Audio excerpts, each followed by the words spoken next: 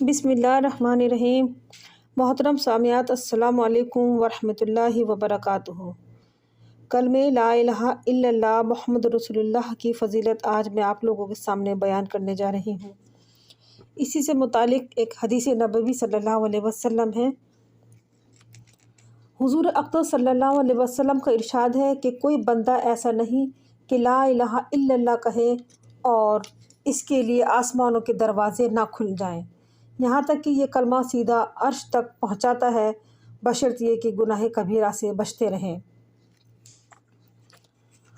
ایک جگہ حضور صلی اللہ علیہ وسلم نے ارشاد فرمایا کہ اپنے ایمان کی تجدید کرتے رہا کرو، یعنی تازہ کرتے رہا کرو۔ صحابہ کرام رضی اللہ عنہ نے عرض کیا، یا رسول اللہ صلی اللہ علیہ وسلم، ایمان کی تجدید کس طرح کریں؟ آپ نے ارشاد فرمایا کہ لا الہ الا اللہ کثرت سے پڑھتے رہا کرو۔ اور ایک جگہ ارشاد فرمایا کہ جو بھی بندہ کسی وقت بھی دن یا رات میں لا الہ الا اللہ کہتا ہے تو اعمال نامے میں سے برائیاں مٹ جاتی ہیں اور ان کی جگہ نیکیاں لکھی جاتی ہیں۔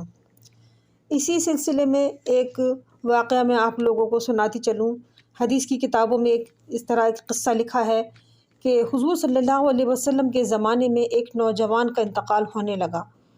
حضور صلی اللہ علیہ وسلم سے عرض کیا گیا کہ اس سے کلمہ نہیں پڑھا جا رہا ہے، یعنی کہ نزاع کا عالم تھا اور اس شخص کے زبان سے کلمہ لا الہ الا اللہ نہیں نکل رہا تھا اور وہ کوشش کے باوجود بھی نہیں پڑھ پا رہا تھا۔ تو صحابہ کرام نے جا کے حضور صلی اللہ علیہ وسلم سے عرض کیا کہ حضور آپ تشریف لے چلیے اور جا کے دیکھیے اس کی یہ حالت ہے۔ تو آپ اس کے پاس گئے اور فرمایا کہ کیا معاملہ ہے؟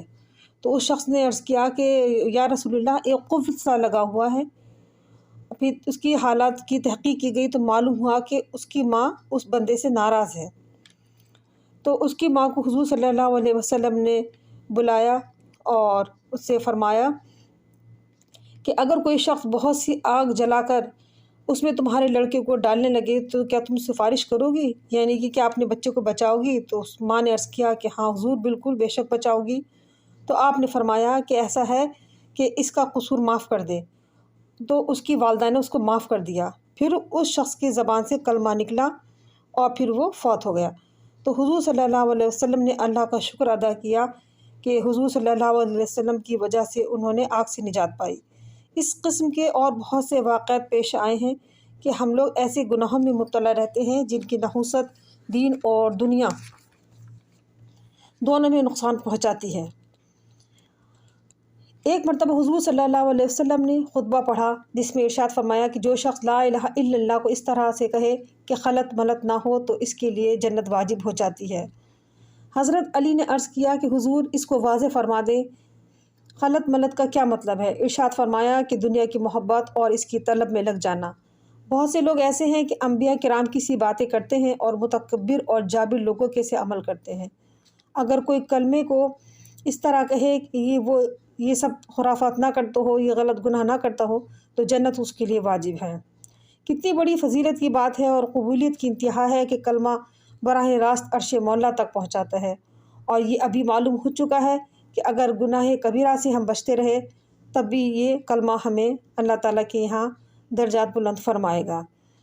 اللہ تعالیٰ سے دعا گو ہوں کہ مجھے اور آپ کو سب کو اللہ تعالیٰ توفیق دے کہ ہم کلمہ لا الہ الا اللہ کی کثرت سے ورد کرتے رہیں اور اللہ تعالیٰ ہم سب کا خاتمہ ایمان و اسلام پہ کرے۔ کلمہ لا الہ الا اللہ محمد رسول اللہ پہ ہمارا خاتمہ ہو، آمین ثم آمین۔